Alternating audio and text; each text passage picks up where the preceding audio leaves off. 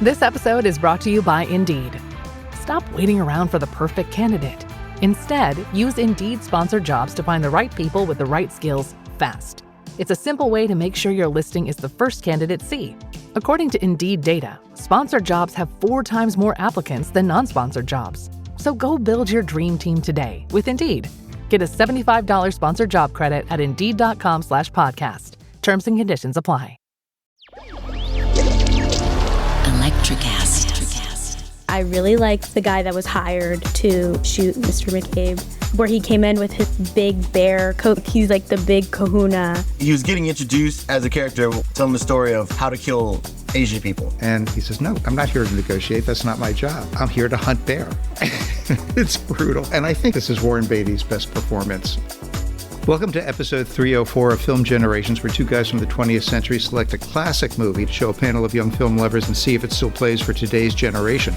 I'm Mark Netter. I'm an instructor at the Los Angeles Film School, co-founder and CEO of ElectraCast Media, and sometime filmmaker. I'm David Tausik, a 66-year-old writer, director, and film buff. My name is Guy Lewis. I'm a graduate of the Los Angeles Film School, and I love movies. I'm Sonia Howell. I'm a senior at George Washington University, and I love movies as well. During a time when America was divided by the Vietnam War and the old Hollywood studio system was being revolutionized by new filmmakers who challenged the genre tropes of the past, Maverick director Robert Altman made his revisionist Western McCabe and Mrs. Miller, released in 1971. Taking place in a rugged, rainy Pacific Northwest frontier town that we watch grow before our eyes, it begins when alcoholic gambler John McCabe, played by Warren Beatty, drifts into town and starts a poker game. He uses his winnings to buy 3 women and launch a ragged prostitution business. But when Cockney immigrant Constance Miller arrives, played by Academy Award winner Julie Christie, she convinces him to let her manage it and upscale his business. As their quasi-romance develops and business booms, it attracts corporate mining interests that seek to buy McCabe out. His refusal leads to the arrival of 3 gunmen and the eventual climax in an actual blizzard. So, did our panelists settle in with McCabe and Mrs. Miller, or find themselves fleeing to civilization? Let's find out. Aside from myself and David, Guy and Sonia, was this your first time seeing the movie? Yeah, this is my first time. All right, and Sonia, how about you? Yes, this is my first time. Guy, why don't you tell us what your reaction was this time? It was on the Criterion channel, right? So it has all of Robert Altman's critically acclaimed stuff. So I watched them in order of release, right? So I started with Countdown, and then it was That Cold Day in the Park, Booster McCloud, and then MASH, but which was in the wrong order. Okay. And so then I watched McCabe and Mrs. Miller. So it was kind of an interesting way to kind of do it. Did you go beyond those as well, or are you waiting until after this discussion? I'm still going. I did Nashville last night, so I'm that far. And how did McCabe stack up? My least favorite Robert Altman film. Really? Tell us why. Well, so he does this cool thing where he breaks the fourth wall in a lot of his stuff, you know? And this one was missing, and I was kind of off-put about that. It was beautiful to watch, great shots, and then I did the research, and I was like, oh, wait a minute. So the fact that you didn't like it is kind of like my fault. So I need to give it another rewatch. But I was kind of looking for like, okay, where's Elliot Gould? you know he turned it down.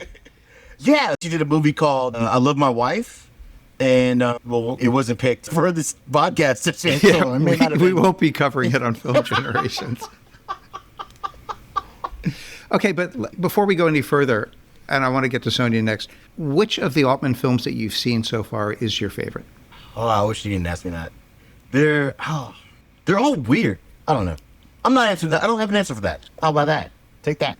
Okay, Sonia, was this the first Robert Altman film you've ever seen that you know of? Yes. I've heard of MASH before, but I've never seen it. And to be honest, at first I was like, okay, this is slow. And it started off pretty rough, like with the prostitutes in the tents. And like, I was like, okay, this is a rough movie. I don't know about this one.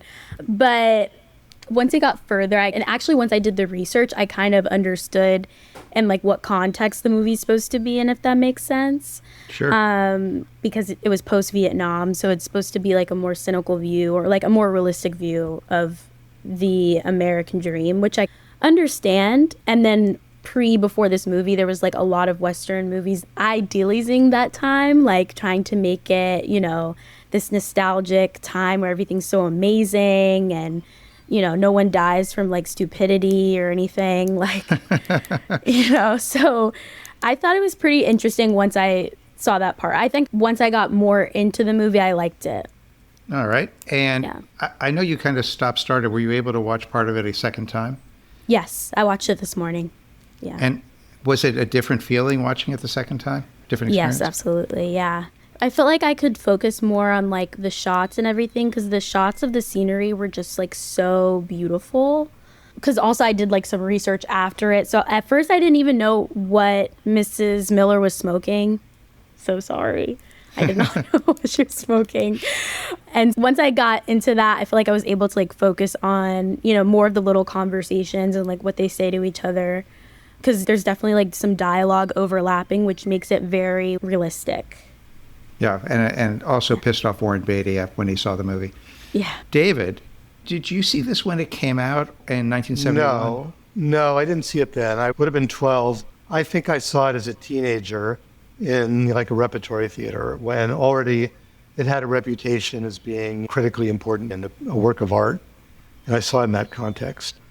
I didn't love it then. I've always thought it's a super interesting movie. So I've never disliked the movie. It's never been one of my favorite Robert Altman films either. But, you know, in doing some of the research for it and thinking about it more, we'll get to that when we do our ratings and all that. So this is only the third time I've seen it. I saw it once in a theater, not like a first-run theater, but a smaller theater on a smaller screen. And then I might have seen it again either in college or on video after college. And then this time on my, whatever, you know, like 70-inch TV, which is not the same as seeing it in a theater. Do you feel like you had the same reaction watching it this time as you did in earlier times? No, I appreciated it more this time. I mean, the film frustrates me because, to me, Robert Altman, he kind of has two kinds of movies. He has movies where the story is kind of primary and he's actually paying a lot of attention to the story. I mean, this is in between. I mean, there's a story here and he pays attention to it, but I don't think it's the most important thing to him about the movie. I think he resists narrative in a way that I think he pretty much said something like that he rejected storytelling as the purpose of a film. That to him, the purpose of his films was to show human nature, to make a commentary about human beings and their ideas and their folly. That's what he was more interested in. I'm trying not to put my fingers on the scales as far as some of these things you guys are talking about, because I think they're really interesting questions about his movies. I can barely think of a movie of his that is a straightforward story except for The Player. I mean, maybe Nashville to some degree, but it meanders a bit. Gosford Park. Yeah, Gosford Park. But again, still has those Altman kind of, are we still in narrative?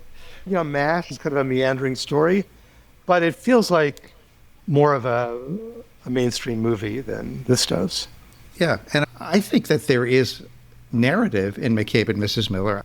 He's just not pointing to it in the Hollywood way that says, now here's this plot point, now here's this plot point. If you look back on it, you go like, oh, I get it. McCabe made a really bad decision here, you know?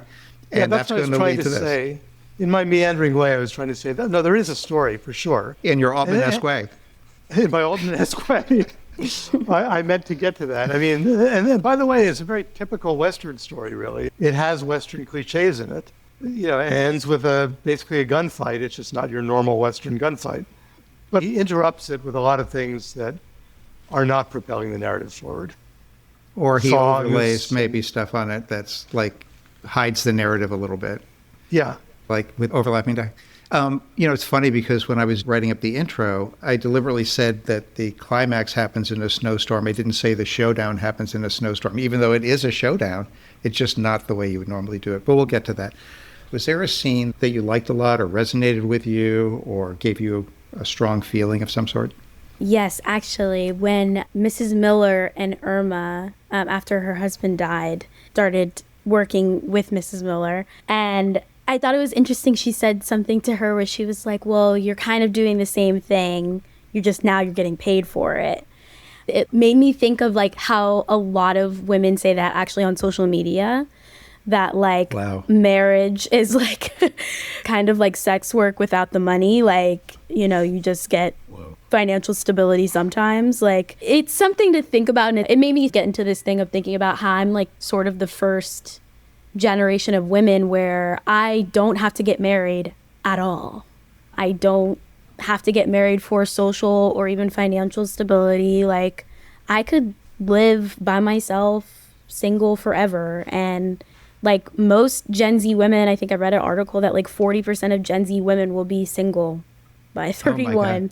So like, does even like having a child without having a husband play into that? I don't know, actually. I think that's a good question. A lot of Gen Z women don't want to have children, or if they want to have children, it's like one or two. So it just kind of got me thinking, because I was like, wow, like even in the 70s, like that sentiment was still, present. So yeah, I don't know if it was widespread, but and by the way, the actress playing Irma, Shelley Duvall, was discovered by Robert Altman, and I think working in a store or something as a cashier, and she's in like a ton of his movies. Yeah. So that's really interesting that you picked that scene. Guy, what about you? Well, I like Westerns, and the scene where Keith Carradine is just coming out of the brothel, and he walks in and he runs to that blonde kid, then with the humongous chip on his shoulder, and the guy's like, "Where are you going?" Oh yeah, yeah, and that whole "no matter what you do, you're about to get shot" scene I thought that was awesome. One of my favorite scenes. Yeah. Yeah, they're on that bridge that goes over the river in the middle of town, and the kid basically is goading Carradine to go for his gun. Yeah. Oh, show it to me. Show. I was going to pick that scene too. It's a bit of a microcosm of McCabe's whole arc, because McCabe shows up in this town, probably doesn't know that he's doomed, but he's doomed. There's nothing he's going to do to prevent himself from getting killed. So the Keith Carradine scene kind of shows that whole arc of the movie in like 3 minutes, which I liked.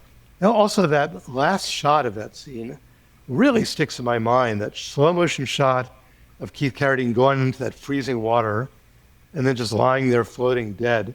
It's a very powerful shot. It's like really seared in my mind as an image. It's funny, I always say that one of the hallmarks of a film noir is the doomed man, because in just about every film noir, the guy is going to die at the end or lose something really big.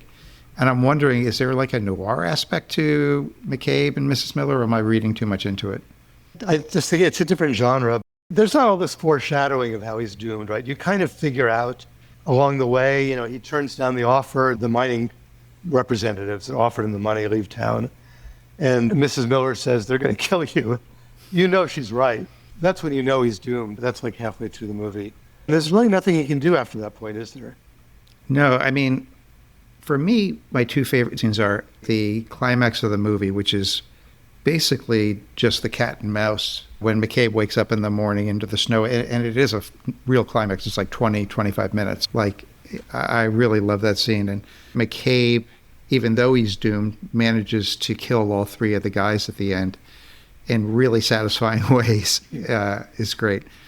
But the other scene that gets me and really hurts is when he tries to negotiate with the gunman.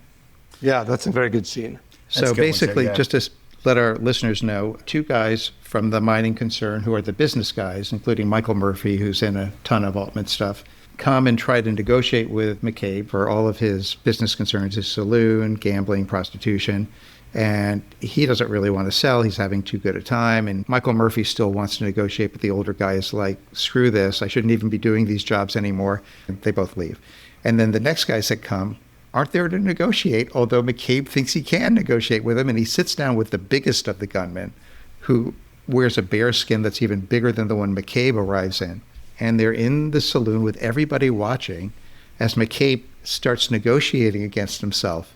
And the guy says, well, you weren't that far apart. He goes, yeah, and I could come down. And he says, no, I'm not here to negotiate. That's not my job. And he goes, well, what are you here for? He goes, I'm here to hunt bear.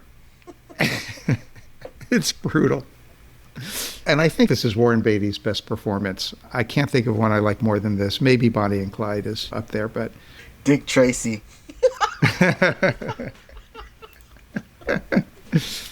Okay, that was a good joke. You just go ahead and just cut that. So anyway. How about favorite characters? Was there anybody, including, I guess, the two leads, that you were drawn to? So the surprising thing about this dive into Robert Altman was Renee Auberjonois? Yeah, Benson, Odo from Deep Space Nine. Because I like how Robert Altman uses the same cast. He keeps people around that help him get to the dance, I guess. Yeah. It was great to see Shelley Duvall. I think she's awesome. You got John Chuck, who has the fake suicide at MASH. Yeah, you see him a lot. And then Julie Christie, she's the smartest person in the room. She's probably the smartest person in the whole town. Even though she had opium addiction, I guess. Yeah, but as many smart people do. Well, that explains mine. But just kidding. But yeah, I think her performance was really, really great. Her and Beatty were the two bona fide stars he didn't create. You know what I mean? Let's talk about the character of Mrs. Miller, because I think she's fascinating. Where's Mr. Miller? Where do you think she came from? How did she end up getting here? I feel like she's probably a widow. She obviously does not want to do this as a profession, but she has no other option, as do most of the women. But this is the profession that gives her independence somewhat. So I think she's a widow that just got swept up. So maybe just like the Shelley Duvall character might be a reflection of her past. Yeah, absolutely. Because I remember when she was giving her clothes and things to try on, she's like, oh, you're small like me. You're just like me when I was this, Yeah, so, yeah. I think Sonia's probably right, although I also was wondering if maybe there was never a Mr. Miller. That maybe Mrs. Miller is some kind of pseudonym or made-up name, because we never learn anything about her past, right? And I say that because McCabe, you have the same suspicion, right?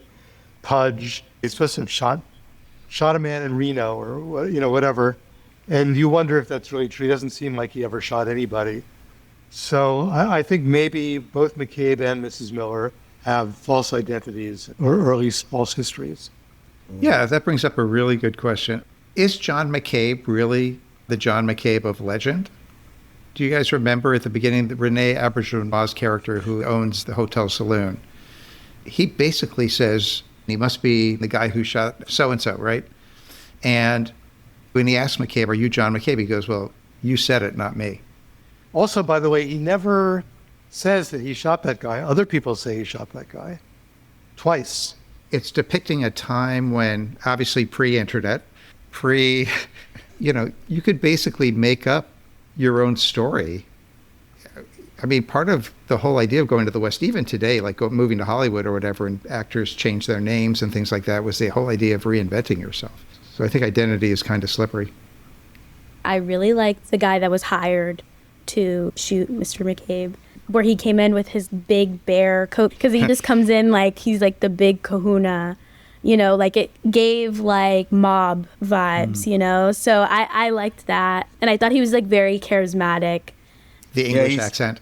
Yeah. He was getting introduced as a character telling the story of how to kill Asian people. Yeah. Oh my God, yeah. Well, I did want to talk about... He's already talking about killing a bunch of people. But he basically says that if you want to get a mine going, you give a few sticks of dynamite to an Asian, I forget the word that he used, chappie, send him into the mine, it blows up, and it's just $50 fine for killing a Chinese man. Yeah. David, did you have any particular characters that you were drawn to? I think it's amazing how Julie Christie doesn't have a big part, really. There aren't a lot of big scenes with her, but right away, she's the smartest person around. And also, that there's something really deep about her. I mean, I think she conveys a lot with a very small amount of dialogue. She's the character I wanted to know more about, that's for sure. I didn't really need to know more about McCabe. He's a mystery too, right? But I don't care because he's kind of an idiot. Robert Altman said that he cast Warren Beatty because you get 20 minutes of storytelling just by him being on camera. He was like a big star. Yeah. And maybe it's not fair to say that you don't want to know anything about McCabe, because actually he reveals a lot about himself. I mean, he talks to himself quite a lot. And you do get a really strong sense of what's going on inside his head the whole time. And Julie Christie's character, Mrs. Miller, doesn't do that at all. She plays it very close to the vest. Well, you get a lot of storytelling with her too, right? She has a British accent, which means she's not from the area, right? No one knows who she is. She's by herself. She is different. She's somewhat considered classier than everyone else in the town. It's quick storytelling just by using that. Yeah, although she also has a Cockney accent, so she's not upper class. She's a working class person. She knows True. how to keep accounts, when she kind of says, Yes. he basically looks at his books and they're a mess. Just give him a math quiz. What do you think about the way that the movie depicts the sex worker business?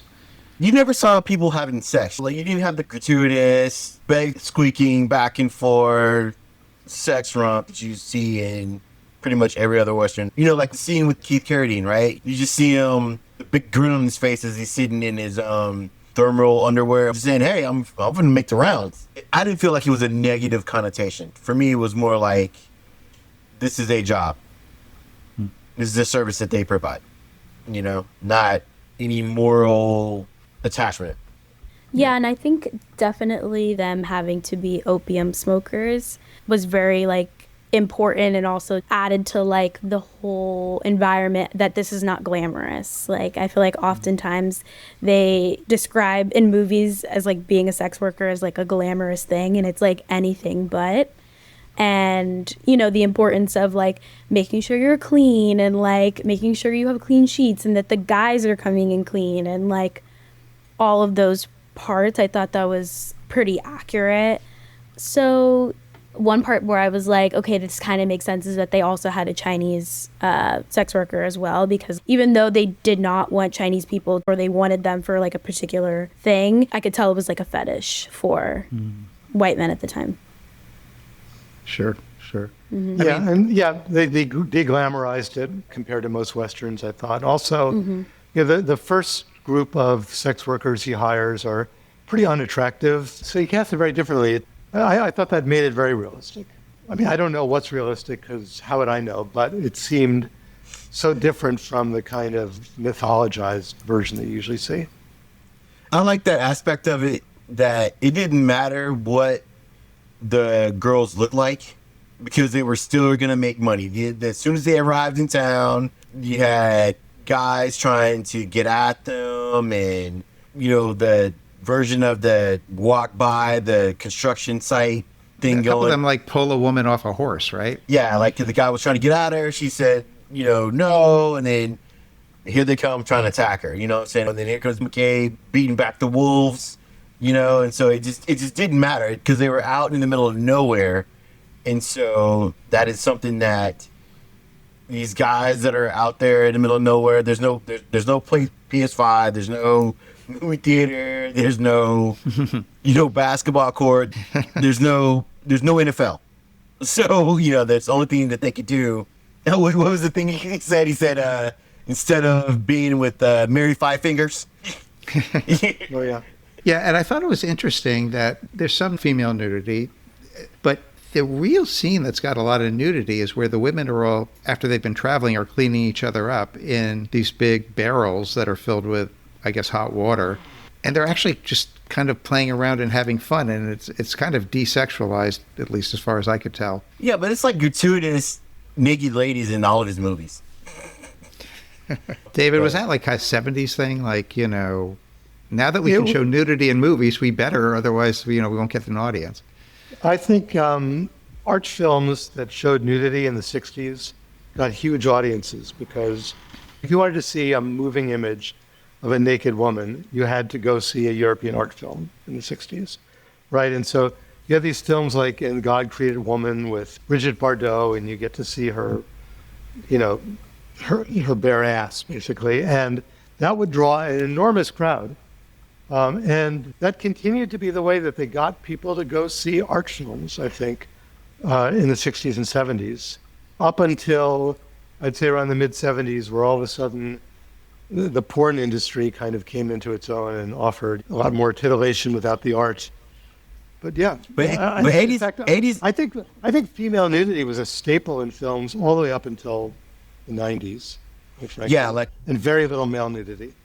yeah, I remember in the 80s you were guaranteed to see a naked lady from the waist up in action films and Or even a comedy, you know, like Porky's and all that kind of stuff. Yeah. Yeah. the teenage films. Yeah, We kind of touched on it a little bit, the treatment of race in the movie as far as the white attitude towards the Chinese workers at that time. There is one black couple in the movie two that black people. shows up. Yeah, I Yeah, I gotta count. always got to count. I mean, is it just kind of tokenism, or was there anything more to it, do you think? If you cut their scenes, the movie doesn't change. Yep.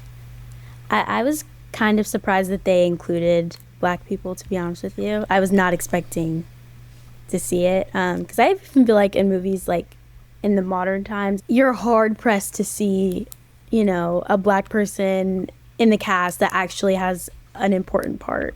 But like Guy said, like, if you took them out, there was literally, it was just like for the purpose of saying, okay, we have representation post, you know, civil rights. So Well, Altman doesn't do that in all this stuff. You know what I'm saying? And it may be because of the location where they're going that, you know, there would not be a town full of black people. Bruce McCloud was shot in Texas. There were black people, there's plenty of black people in that movie. Nashville, there's a lot of black people in that movie. So I don't think that it was that. I mean, maybe to, you know, get just a couple of black people in a movie may have been the thing, but I don't think story-wise it required it to be. And the characters aren't racist towards the black couple, although the Yeah, it was- couple seems a little separate from everybody No, else. they're left out of everything. Nobody's like actively oppressing them or threatening them or anything, but at the same time, they don't seem to be included at all. They seem to be on their own.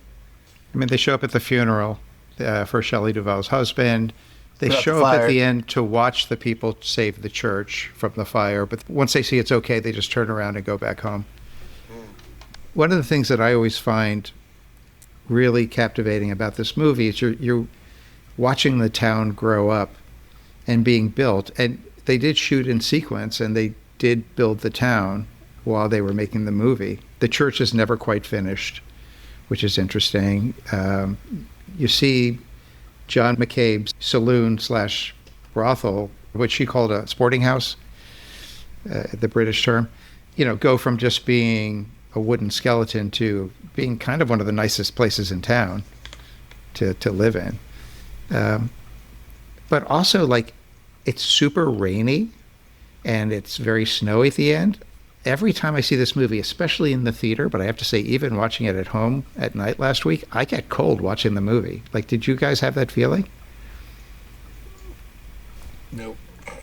I did. It's hard to shoot in the snow. Nobody wants to shoot movies in the snow, and yeah, they did. There's a lot of snow. yeah, that last scene with McCabe, like, you know, covered in snow and like just I'm not even from like a snowy place, so I was just shocked that there was like enough snow like up to his neck, which was like crazy. But I thought like the snow and like the overall weather was like really good to like setting the mood. So Yeah, that's one of the cool things about this movie. Like they built that town for $200,000, right? And like the entire cast, the crew, they lived in that town. And Julie Christie was saying in one of her interviews that the reason why people thought that the town looked so real and lived in is because the town was real and lived in. You know, that they built these structures and buildings, and then that's where the crew people would live, and they would, you know, they built a still, and then like at the end of shooting, they would turn the still on and they would all get drunk, with the, the entire crew roughed it for a while, and it was, that's one of the things that kind of shone. After I did the research, I was like, yeah, that makes sense. And, all the muddy streets were how they got back and forth. The footprints were all real. It wasn't all set design. They just, really, it's kind of like they built the town and they just turned the camera on, and it was, it's really, really, really, really cool. Yeah. Did you guys have any feelings about the use of music in the movie? The 3 Leonard Cohen songs, and there's really no other scoring except for whatever's playing on a record player or somebody strumming a little mandolin or something. Okay, so Robert Altman called Leonard Cohen to get him to do the songs, and he's like, "Oh yeah, I just went to go see Bruce McLeod." You know what I'm saying? So it was, I thought that was pretty cool. Like, the guy whose movie you just saw calls you when you walk into the door. How mind blowing that had to be, crazy. But I hated the song. It was an earworm that was in my head, I think for like maybe 2 weeks or whatever. I don't even know the words to the song. It's just the melody and it's just in my head and it won't leave. Least favorite thing about the movie. Wow. I'm kind of indifferent about the music, to be honest with you. I was like, oh, this is kind of nice. And then I felt like it kind of added to the slowness, to be honest with you. Like, I was like, okay, this is making this sort of worse. Like, I'm going to fall asleep a little bit at the beginning. I do think the music doesn't fit very well. I mean, it fits thematically, and it tells you something about what the movie, I guess, is about, because the song is about a man and a woman that are having trouble getting a relationship to work, and there's a lot of longing, and it's an unsatisfactory relationship, obviously, that the song's about. But it stands out like a sore thumb, and I guess it's meant to. I mean, it's not used the way movie music is generally used. It's very loud, and he plays the entire song, and he just shoehorns it in there. And I think he plays the main song called The Stranger, I think maybe 3 times. Like it repeats. Well, they're very similar, whatever the 3 songs are. It's that same Leonard Cohen vibe. It's not Hallelujah, but... No, it's early. It's before he wrote Hallelujah. It's his early stuff, which is just him on his guitar and his really flat voice. He became a better singer a little later in his career, but, so... I mean, I like that music. I think those songs are amazing. They're great songs. I have those records, and I listen to them. Wouldn't folk music still be big around that time, though? Yeah. So coming off the 60s, yeah, it's just still folkies. Yeah, folk music was big. Leonard Cohen, wasn't really big yet, but he was a critical darling, and a lot of people liked that. Those first songs. It was, a lot of famous musicians were covering his songs at that time. I love Suzanne is my favorite of his songs. Yeah, it's not in the movie. No, not in the movie, although it almost could be. I mean, it's changed the words. Right. I just wonder how much money he must have made off of Hallelujah, because everybody has covered that song. Oh, and it's in a bunch of flicks. So many movies. One of the most misunderstood songs ever. It's a song, it's just a song about desolation and darkness, and everyone thinks it's an uplifting song because the lyrics are Hallelujah. It's a great song. It's a really great song. Sonia, do you even know that song, Hallelujah? Oh, yeah, I sang it, like, in chorus. Oh, wow. Like, yeah, like, in high school, like, around Christmas. Like, it's, like, a Christmas song, but, like, actually people, like, in the church, like, in the South will sing that song, and, like, I don't think they really understand, like, what that means. Like, it's not... Do they sing all the words about, baby, I knew you before we... It's about how disappointing sex can be, and about how, it's all about sex. The song is completely about sex. And yet there are these, that's why I say it's misunderstood. These churches, love it because, hallelujah.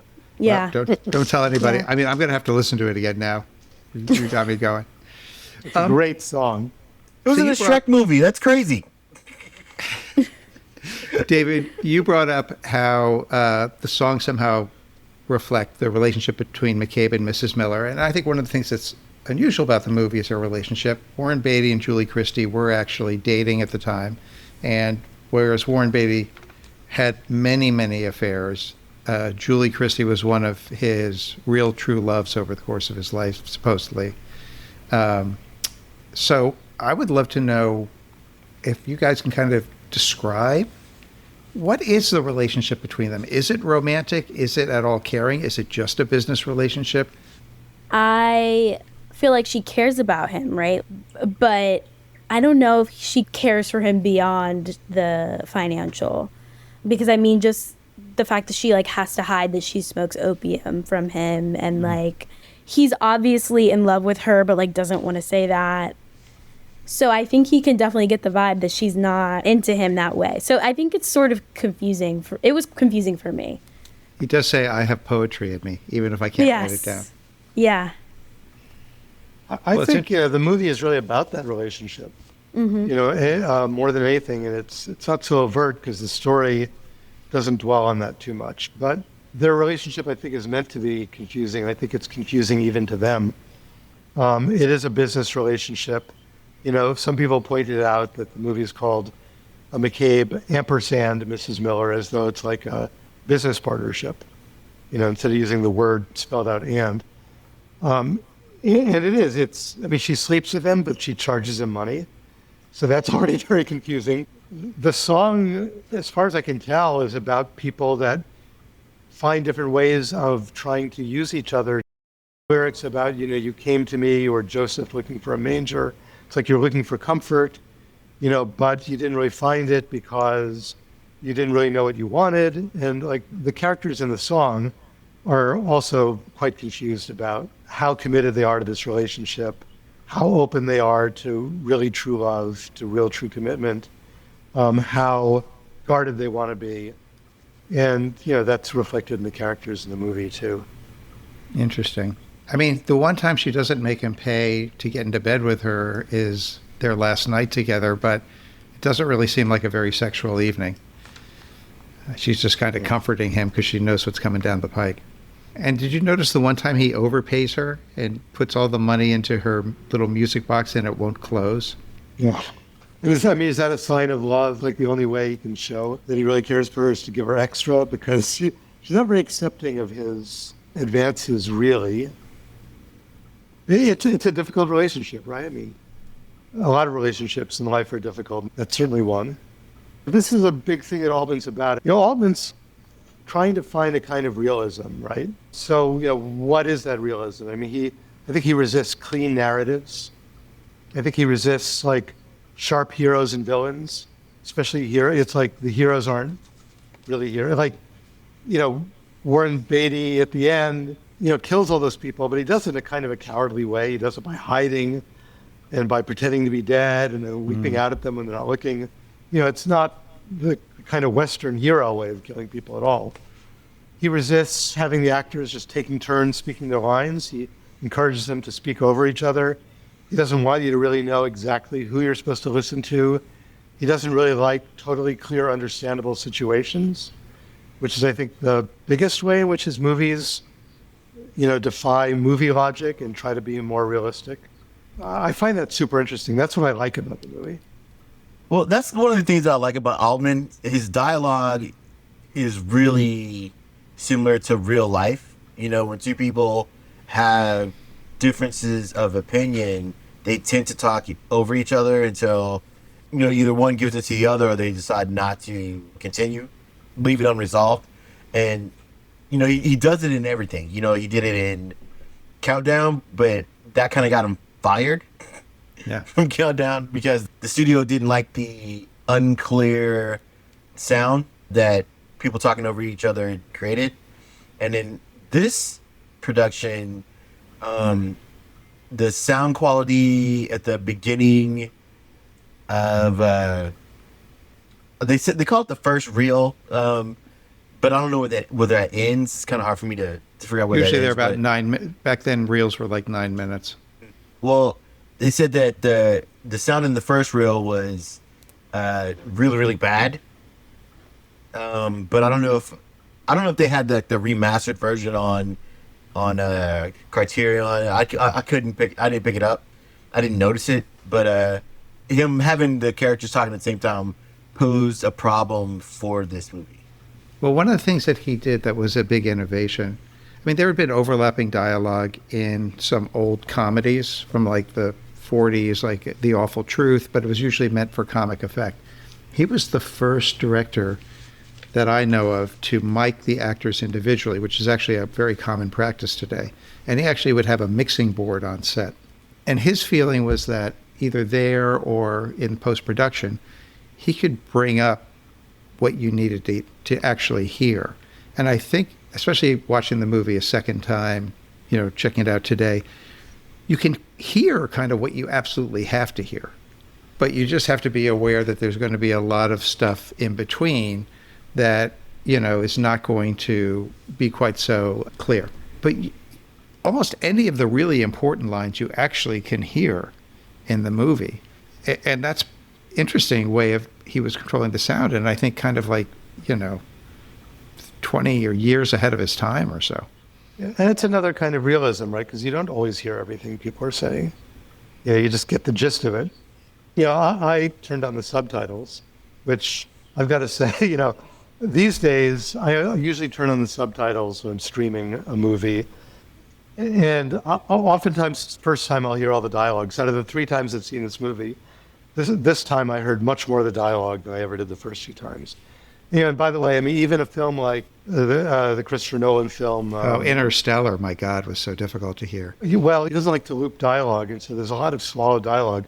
I just watched Oppenheimer again. I saw it in a theater, and I really loved it, but I streamed it, and I turned on the subtitles, like, wow, this dialogue is great. I didn't know how good the dialogue was when I saw it in the theater. There was a critic who was kind of putting down the way that he did dialogue and mixed it. He said, it's kind of like, do any of you know somebody who's like a soft talker? Yeah, well. Yes. Because they're forcing you to lean in. Yes. And it's a little obnoxious. And I'm just going to talk a little softer. And everyone's like, what? What are they saying? Yeah, I had to turn on the subtitles too because, subtitles are definitely, I read that like they're a Gen Z thing, apparently. I read that too. Yeah. And as we're losing our hearing, a boomer thing too. Yes. No, but I turn on subtitles for everything I watch actually now. Like I get annoyed when there isn't subtitles because I feel like I don't really understand it enough. I could not watch it at all without the subtitles. Well, it's also why Netflix is able to do all these international productions like Squid Games or, Money Heist or hits without people having to listen to them dubbed in English. You just put it on the subtitles. Yeah. Absolutely. Also, we all have these flat screen TVs with really crappy speakers, and unless you wear headphones, you can't hear the dialogue. Yeah. Let's get to some of the really meaty issues that I think he's bringing up. What's Altman saying about capitalism, and particularly the stage of capitalism that is being depicted here in the movie? Obviously, we're in a completely different stage of capitalism than frontier capitalism. But, you've got the little businessman being bought out and then being eliminated by the big businessmen. Obviously, in the 60s, 70s, you've got a lot of this kind of anti-corporate mentality that is completely reversing what people thought in the 1950s. Is there more going on here? Is there any kind of nuance to what he's saying about capitalism or its relationship to justice? This is post-Vietnam, 1971, post-civil rights. People, I think, were trying to be more critical in their art, I guess, of like America and America's capitalism. And so I feel like you kind of said it like perfectly, how like the big man always wins in some way. Because at the end, even though he killed the guy who was supposed to come there and kill him, he's still dead. So at the end of the day, they win. Definitely wasn't a happy ending because I knew after that they had the town. So regardless. Right. We'll be right back. Life is hard, but finding a really great podcast makes the days go by so much easier. Hi, my name is Blue Telusma. I'm a writer, an emotional intelligence coach, and the host of Humanize with Blue Telusma, a podcast where we believe that when you humanize everyone in the room, a great conversation is almost guaranteed. Join us every week here on ElectraCast as me and my guest co-hosts unpack big topics and interview even bigger personalities with a sense of humor and a dash of mischief. If you're looking for a new best friend in your head, we've got you covered. ElectraCast. Another painful but great scene in the movie is when he goes back to the bigger town of Bear Paw, and he meets with the lawyer played by William Devane. Like, you're going to be on the front page of papers. Yeah, we don't have to worry about bringing in the marshal. The system will protect you. And McCabe's like, what? It's such a fantasy. Well, I think the that funniest scene, he believes his own bullshit about how the law is going to protect you, and you can just tell how empty it is. It's well done because he doesn't do anything to kind of tip his hand to go like, wink, wink, we know this lawyer is really an idiot. Like, the lawyer seems like a good lawyer, and he seems to believe what he's saying, but you kind of know it's bullshit anyway. And I feel like also it brings up like this naive thought that a lot of Americans share that like, yes, the justice system will save us. And if I do everything right and I do everything the way I'm supposed to, then it'll work out. And it didn't work out. Like, you know, lots of businessmen nowadays will do anything in order to get their way. And that still rings true back in 1971 and back now. So 1902. But I do want to point out, though, that the mining company is basically buying a brothel. And brothels, you know, were tolerated, but they were illegal. So it's a seamy, sordid business that he was in. So you have to expect some rough characters are going to be. Yeah. Well, I think that was like the major theme of the whole movie, though, right? It's all dog eat dog. The original pimp sold 3 girls to John McCabe. John McCabe turned those 3 girls into building a small town, you know, where he's, you know, preying off of these girls. And then here comes Ms. Miller with, well, I have even better experience of preying on these girls, and you know, we'll get more and we'll live off the backs of these girls, and then, you know, sure, I'll sleep around too, but I'm gonna charge 10 times more than everyone else is gonna get paid, so I don't have to do it so often. And then here comes corporate America. Hey, we just want this space. So yeah, we want your brothel for our mine workers because, you know, the town's going to grow. Right, so they can earn off of the guys they're paying to bring it back into the system. And remember, they get the bathhouse, the saloon, and the brothel with it. Yes. Right. I thought that was her innovation, too. It was like, oh, the guys have to wash themselves before they see our women. So, bathhouse money. Right, which is pretty ingenious. And then after all that, McCabe goes, well, I want more money. And then corporate America goes, well, we don't need to pay you anything. It reminds me of how people used to deal with Microsoft, you know, that like if you were a smaller company that Microsoft wanted to buy, if you didn't sell out to them, they would just steal all of your people and, you know, ruin your business anyway. You know, I'm talking about back in the early 90s, before there were some anti-poaching laws. But how do you guys feel morally about the moral nature of, or decisions or stances of McCabe and Mrs. Miller? I mean, I felt sort of sympathetic towards them, definitely. You know, I feel sort of bad for them, but also I think sex work has always been a way for women to gain their independence in some way. Obviously, it's not a feminism like pillar to be doing sex work. It's not an inherently liberating thing, but it does give women, still to this day, a sense of agency over their body. And I think it depends if, like, what the, you know, if they're being pimped, is the pimp yes, abusive? absolutely, you know? Absolutely. No, yes, no, absolutely. But I'm saying, like, you know, independent prostitutes besides the pimp, you know, if they're willing and they want to be, you know, in that industry, I think it, like, gives women a lot of agency when they would otherwise have to, you know, be involved with someone that they shouldn't have to be. Did you feel anything in particular about his kind of alcoholism? I don't think we ever see him actually eat. He just basically drinks double whiskeys with a raw egg, and her, which makes me really want one. You know, like how? Watch out! What does that taste like? Yeah. Well, like, Hopefully you know, the like, alcohol kills the salmonella. well, no, well, yeah, I was thinking that, and I'm a fat ass now, but before I used to gym and I would do a raw egg just for the protein. So I kind of just want to try it once, you know, to see what it's like. Well, what Like go about to a her? bar and then take an egg and crack an egg in a double. You know, that might be kind of cool. I think there are bars that have eggs behind the... I did that one. You don't want the white, right? I went to a bar where they would put egg yolk in your beer if you wanted. And In so a I beer, tried though? it. Yeah. I wasn't. I wasn't. Well, the trick is you have to make sure the egg yolk doesn't break or it's disgusting. But if you just like get to swallow the egg yolk whole, you know, and then the beer is separate, it's fine. Otherwise, it doesn't make any sense. It's just a gimmick. I mean, people, you know, used to do that. I mean, you're right. It's for alcoholics who don't eat, and they need like to get some protein and some fat. Well, that's why I think he's an alcoholic, and then she's a drug addict. There's one time where you see her smoke opium, and then she's actually happy to see John McCabe, and she's smiling in bed and stuff. And then at the end, she basically knows what's going to happen to him. And she doesn't just smoke opium at her place. She heads over to the Chinese part of town and is in their little opium den. And the second to last shot is going into her eye as he's dying in the snow or dead already. And you see what she's looking at, which I think was like an opium container, possibly. I didn't know what that was. Yeah. Yeah. And then we basically just see it out of focus at the end as the credits roll over it, and she's turning it over in her hand. I mean, But I think that was like saying that was like her true love, right? Mm.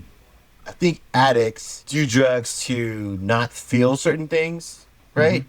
I don't know the timeline, but I'm thinking it's like before women could own property. I know it was before banking. It's definitely, well, it's definitely before women could have the right to vote, because you actually see the date on the tombstone that it's 1902. Right. So I don't know when they allowed women to have property without a man, but I'm pretty sure that the whole boom of making money in that town is over for her. But Yeah, she's lost everything at the end of the movie, Yeah. right? And so she slips into her cloud of opium smoking. And then, then the question is she going to come back and be Mrs. Miller again, some other new place, and try to start up all over again? Because, you know, you almost wonder if this hasn't happened to her before. Because she shows up in this town, right, with nothing except her ambition and her knowledge about how to run this business. And a few women, I think she brought with her, right? But she And comes in on that crazy, like, steam car, that steam fire engine thing, whatever it is. the tractor. Yeah. Yeah, I think the alcoholism and like the addiction part of the whole movie kind of made sense to me in the way that like, and this is not, I'm not saying this in a crass way, but like how a lot of people like in Alaska have addiction problems, like where you're living in a really dark, snowy place and there's not a lot of things going on and you don't exactly have like a full life. Like, I mean, that's Can't what go I would be outside doing half the too. year, Yeah, that's what I'm saying. I can't blame you. How does anybody deal with that, like with all raw emotions? She needed to turn off whatever part of her cared. I think this was meant to be like more of a realistic tale of Western times. And I definitely felt like these were real-ish people. I definitely like identified with McCabe's, like, he's faking it till he makes it, you know, like he doesn't know what he's doing at all. He did not have a good business plan bringing those 3 girls there. Like there was a feeling of defeat after, because it's like no matter how hard they worked, nothing was going to work out for them in the end. Yeah, that's what makes it kind of an anti-Western, because Yeah. Westerns are always about you go west in order to seek your fortune and to build something, and the opposite happens in this movie. I'm going to kind of go the other way on the ending, how the movie depicts the idea of community. You know, at the very beginning, you see these kind of hard scrabble guys are kind of lounging around the saloon. McCabe's the first person to kind of bring them together, at least for a poker game. And at the end of the movie, they have this crisis where the church is burning, and the town is literally named Presbyterian Church. In fact, the original name of the movie was the Presbyterian Church Wager, because it was supposed to be everybody wagering whether McCabe would be killed, I think, or something. And they took the wager out of the script, and also the Presbyterian Church did not want them to call the movie, with all this prostitution and drug use, the Presbyterian Wager. But the people actually have a triumph at the end. They put out the fire. They're able to save some part of the church. Now, the tragedy and the irony, I guess, is that here's McCabe killing the bad guys that came to take over, and he's being buried in the snow. He may not be found until the thaw, right? But the people are really happy when they come back from the church. And back then, there's no guarantee that your water brigade was going to save anything. More likely the whole town would burn up. So I think that the movie is kind of saying, kind of a John Ford thing, like the people that built the West ultimately get forgotten, but the community survived. And maybe Presbyterian Church became the next Bear Paw or Seattle or something at some point. I mean, who knows? But I think that irony is what makes it so strong. It is pretty critical of the American dream, because it definitely points out that it's like a big sham, like not a big sham, but like, it's a sham for many people, I will say.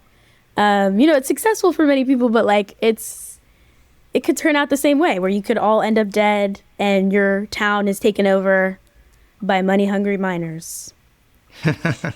So I know you guys did a bit of research, and some of it you've already woven into the conversation, but Guy, is there anything else you wanted to say about the making of the movie? All right, this movie felt a little bit different than other Altman movies because he changed his style to accommodate Warren Beatty, right? So with MASH, for example, he let Elliot Gould and Donald Sutherland hoop, and he would just record their rehearsals. He had the camera rolling, and then they'd come up with some stuff, and then they pick the scene, right? And he's a notorious first take director, right? So we do the first take. He's like, yeah, let's go. We got it, But with Warren Beatty, he's the type of actor where each take he does, he gets better. And so Altman, he allowed for that to pull the best performance out of Warren Beatty. But the birthday scene was improv. And it went off the rails, and there was a cake fight or something like that never made it to the movie. So it kind of just showed that Robert Altman does what is creatively best for the group of people that he's working with. Interesting. Pretty cool. I wish I would have liked this movie more. But well, you get a chance to rate it very soon. You didn't really ask any questions, Mark, about the way the film's shot, like the look of the film. Oh. And I think it's it's one of the unique aspects of the film. Which actually plays into the making of the movie as well. Yeah, so he did this technique called flashing the film. Pre-flashing, yeah. Where you pre-flash the negative with a little bit of light. Right, because he wanted to make the film look like old photographs. Yeah. But he chose to shoot in color, even though those old photographs are sepia toned. He didn't do that. But also those telephoto lenses. I don't know. So, I guess Altman liked to shoot by just setting up the camera somewhere high and kind of far away. And he'd just roam around the set with his telephoto lens, looking for stuff to shoot. What do you think about that? What effect does it have? It's more documentary style almost. yeah, he doesn't really follow the actors as much as I noticed that. They're not as close up. I feel like you always see now it's close up face, and you're seeing their little interactions in their face. I like the shots of the birthday party scene. I thought that was really cool. When you brought up the community aspect of it, I feel like the shots really show how familiar they got with each other, and that they really became a cohesive community. Yeah. Mm-hmm. These long telephoto lenses reminded me a little bit of Antonioni. Which I'd never thought about before. And this might just be a coincidence, but I read that only 4 directors have won the Palme d'Or, the Golden Lion, and the Golden Bear during their careers. That's kind of the trifecta of European art film awards. And one of them is Antonioni, and another one of them is Robert Altman. There are only 2 other directors in the world that have ever done that. I've been watching some Kurosawa movies lately, including watching High and Low again before I saw Spike Lee's Higher and Lower remake or reimagination of it, and also Redbeard, where he's famously cut a hole in the studio wall so he could use a 500 millimeter lens to get really far back and compress all the people in the frame over a dying man. And so Kurosawa was really into using the telephotos. It keeps the camera from interfering with the actor performances, and it also enables you to kind of compress more people into a shot without there being big size differentials. It also removes the audience a bit. It provides a sense of detachment, I think. When you have like Orson Welles, or you said Quentin Tarantino, with these really wide lenses, and you feel like the actor's in your face. And with a telephoto lens, you get to observe in a more dispassionate way. That's the way I felt watching the film. I felt like I was observing people from a distance and not getting terribly emotionally involved in them. Or it's kind of a different emotional involvement. It's not like blasting you with "you are the character," right? But you're kind of observing human behavior, and almost as if you're reading a book, you have to go like, how do I feel about this guy? And Right. wow, I kind of find that I care about him more than I even expected, or something like that. I was really noticing it when I was watching California Split earlier this week, because the camera's just kind of back, and you're watching Elliot Gould and George Segal interacting, and I also think that's why sometimes these movies of his grow on you as you get older, because you know more about life, and you're kind of starting to recognize these humans. I'm not saying you can't when you're younger, but you start to really recognize these human situations. Relationship between business partners, for example, in this movie. And it's more observational. It makes the story have to kind of work harder, I guess. You have to empathize in a different way. Sonia, did you get some research done about the reception and reputation of the movie, how it might have changed over the years? So people regard it as like one of the anti-Western movies, and it is supposed to be very critical of like that time, because there was a rollout of movies where going out west was seen as like the land of opportunity and the perfectly planned out gun fights and stuff. So it's supposed to be more of a realistic take of that time, and people still regard it as one of the best Western movies, or like even anti-Western movies. Well, I definitely think the reputation has grown over the years. I know that you had a few critics that championed it, but it wasn't a huge success at the time, and it's been added to the National Film Registry. And so, David, tell us a little bit about this guy, Robert Altman, we've been talking about this whole time. He was born in Kansas City in 1925. He was raised as a Catholic, but he didn't practice any religion as an adult. He flew 50 bombing missions in the Dutch East Indies during World War II. And on his discharge, he was 22 years old. He moved to California and got a job in PR for a company that sold tattooing machines for identifying dogs. And on a whim, he wrote a screenplay. He sold it, and he moved to New York to become a writer, but he had no success, except for an offer to return to Kansas City and make industrial films. So he did that for 8 years. He made about 65 industrial films of various lengths. And he developed a documentary style that stuck with him for the rest of his career. And started at that time using overlapping dialogue, the technique that he's probably most famous for today, as well as the telephoto lens. In 1957, he moved back to California for good, and he started directing TV episodes. Alfred Hitchcock Presents, Peter Gunn, Route 66, Combat, Bonanza, shows like that.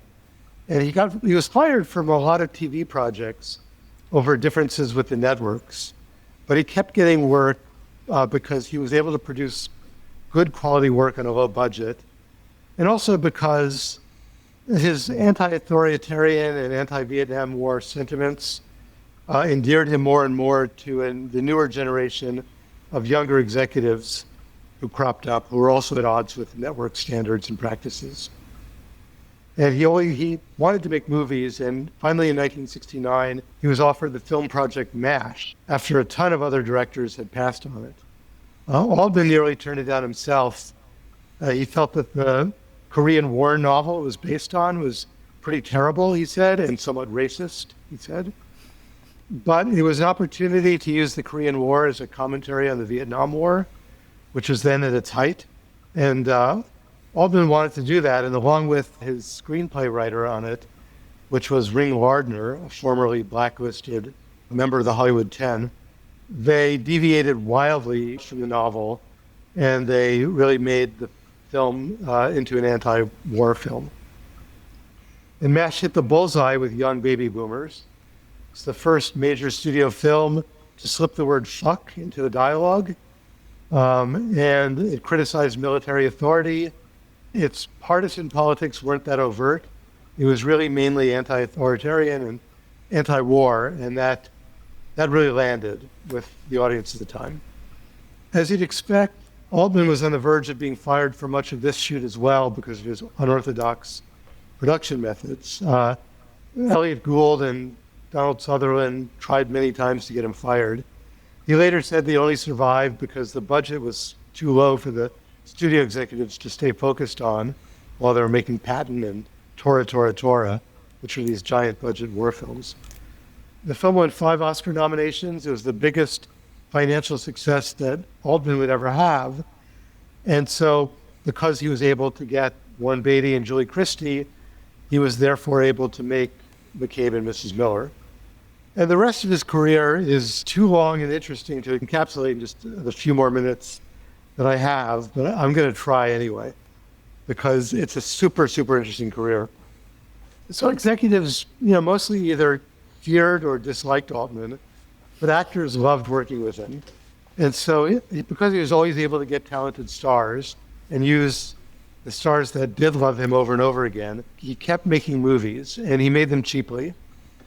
He made some indie-style films that had more of a commercial hook, I'd say, than, he did The Long Goodbye, Thieves Like Us, and California Split. Were all kind of story-based genre films.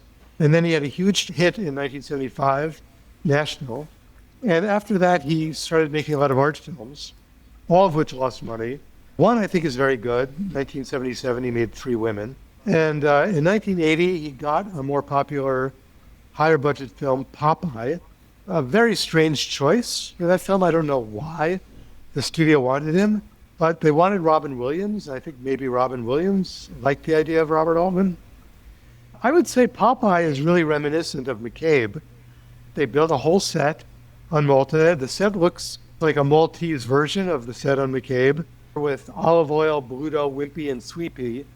Popeye was a disappointment. He made a series of films and lost a ton of money.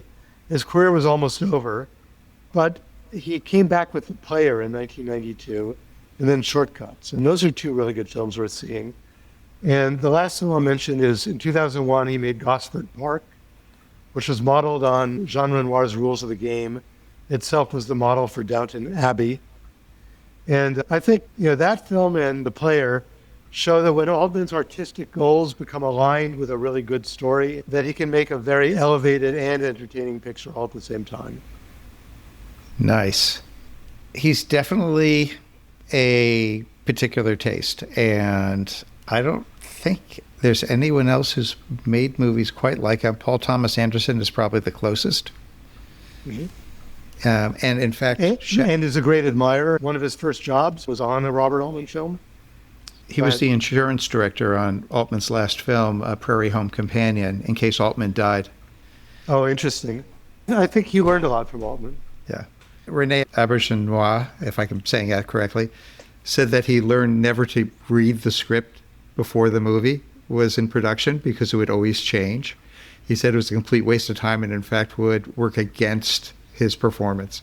Well, in fact, Altman would tell his actors, have you read the script? Have you learned it? Good, throw it away. We're not going to look at it again.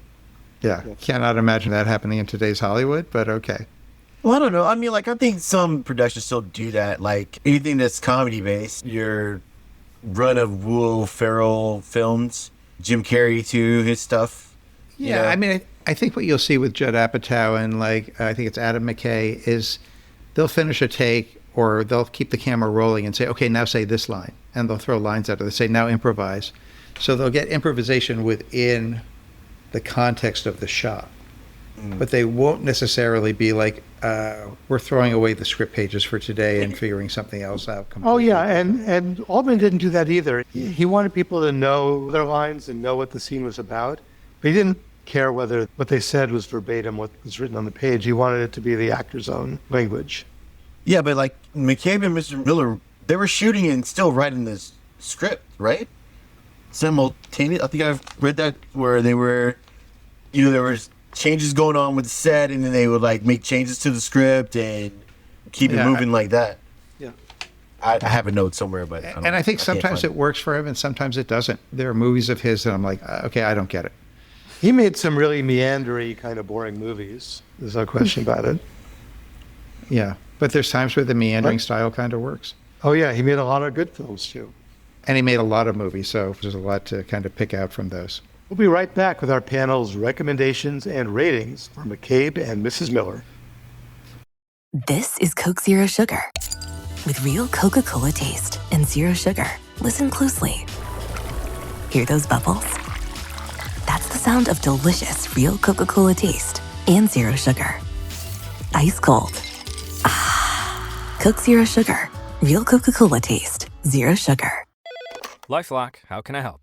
The IRS said I filed my return, But I haven't. 1 in 4 tax-paying Americans has paid the price of identity fraud. What do I do? My refund, though. I'm freaking out. Don't worry, I can fix this. LifeLock fixes identity theft guaranteed and gets your money back with up to $3 million in coverage. I'm so relieved. No problem. I'll be with you every step of the way.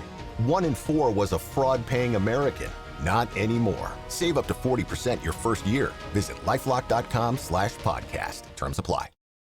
We have a 4-star rating system. 4 stars is not just a great movie, but one that you put on your top 50 list of all time. That would be an A+. 3.5 stars is an A. That's a great movie. 3 stars is an A-. That might be a great movie that falls short a little bit, but at least is trying something cool and interesting and is kind of expansive. 2.5 stars is a good B movie. If you like the genre, you'll like this one. 2 stars is a B-. That's kind of a B movie that doesn't cut it. It's only for the super hardcore. 1.5 stars, that's a C. 1 star is a D. Half star is an E for effort. Essentially a movie that's so bad it's good. And there are no-star movies because God knows how hard it is to make a movie. You deserve at least half a star for getting it finished and released. Guy, I'm going to start with you this time. Of course you are. This time? Right, so I recommend every movie ever made to everybody on planet Earth. If they make a movie, go see the movie. Go see it. Movies are awesome. That being said, if you like Westerns, you'll dig this movie. Even though it's an anti-Western, it's still a Western. And it still slaps on that level. I don't know, I'm just falling in love with like 1970s, 1960s style movies and stuff. Mm-hmm. So if you like that kind of stuff, this one's right up your alley. And I don't know, if you just like something unconventional, then this is the movie for you. So that being said, it's kind of hard for me to score this one because I didn't like it, but I did like it. Well, the first time I watched it, I was like, oh, you guys are just slipping with your recommendations. But then, but then I watched the rest of the Altman stuff, and the other stuff that I've seen of his is better than this, in my opinion. And I think Popeye is going to be my favorite, but it's...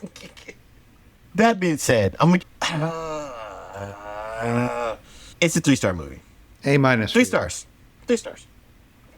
I definitely would recommend this movie to anyone who likes to think when they're watching a movie. This is not a mindless watch, And then also, if you can handle like a slow start, some people are like, they'll turn it off after 10 minutes. This is not that type of movie. But for my rating, okay, so I did like the movie, right? But I did feel like not much happened. So I'm going to give it a 2. B-. B-, yeah. Sorry. Well, harsh. Yeah. First time out of the gate. Yeah, sorry. Like David, what about ball you? for her to just be like, on the first one, dude. I know. She's setting her marker. Right on. I like that. It's a tough one, right? I mean, most of the movies we've done in this podcast are easier to like than this movie. I think there's no question about that. I feel that way too.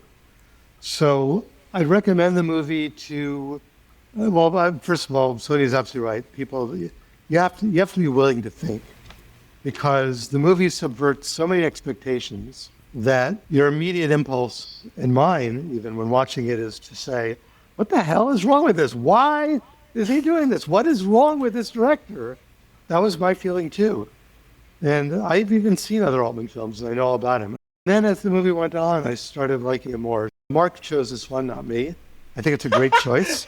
No. I think it's a great choice. But I was thinking at first, like, Mark, why did you choose this? Why didn't you choose something we can all love of Altman's, like The Player? Or The Player would be the easy one.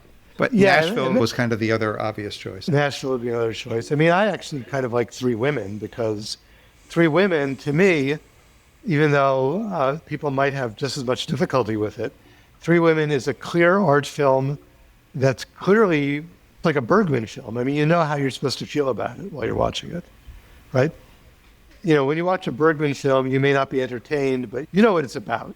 This film might confuse you. Like, what the hell is this about? Why is it like this? And that's what I like about it. So I am going to give it 3.5, because even though for entertainment value, it's more like a 3 for me, and it's not perfect, so it can't be a 4. But there's nothing like it. It's super memorable. Altman didn't make another movie like it. And it's something that can fuel a conversation. As I was doing the research, I kind of started writing page after page after page and realized I'm not going to work this all into the podcast. But it was good food for thought for me. It fed my brain. So that's what makes it a 3.5 for me. So I really agree with Sonia so much. You can't expect a fast start with this movie, although I do think the opening couple shots are amazing and do draw me in. The way that you see the woods and then McCabe kind of emerging out of the woods into this town, it's actually how the three killers arrive too, which was fascinating to me this time around. I do think it's one of those movies where the more you see it, the more you see the design in it. And I think a lot of that design came out in the editing. I heard that it took much longer to edit this movie than usual for Altman or for even other movies. Assuming you can handle the slow start, I think this is a movie I'd recommend to somebody who wants to be transported to the past. It's rare that you see a movie like this that feels so un-Hollywood.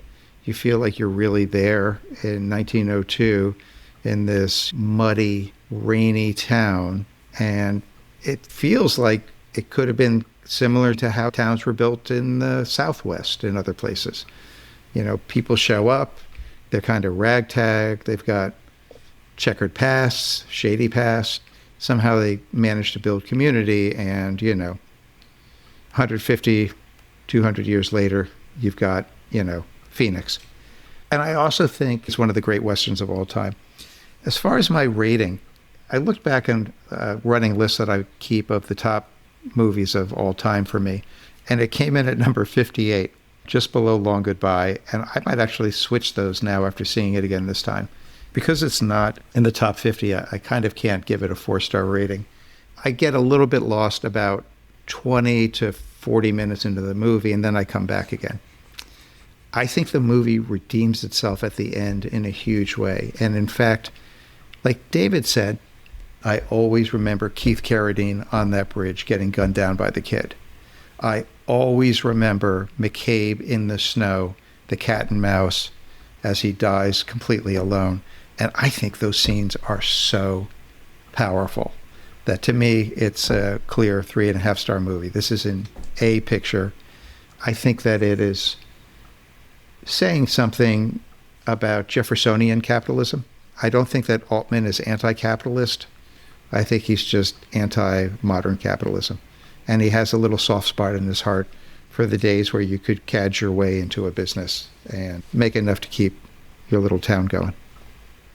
Overall, we give McCabe and Miss Miller 3 stars. Fair. That's fair.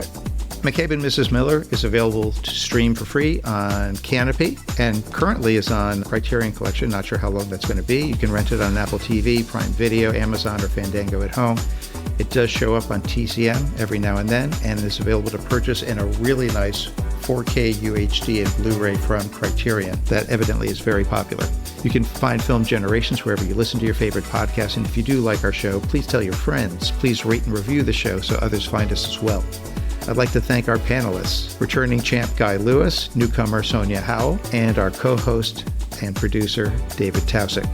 Film Generations is an ElectraCast production. Executive producers are myself, Mark Netter, and my partner, Peter Rafelson. And on our next episode, we're going to meet another famous cinematic couple, or should I say infamous, as we head down the West Coast from the Pacific Northwest to 1944 Los Angeles, and the type of heat of which the co-screenwriter of this movie wrote, "Meek little wives feel the edge of the carving knife and study their husbands' necks."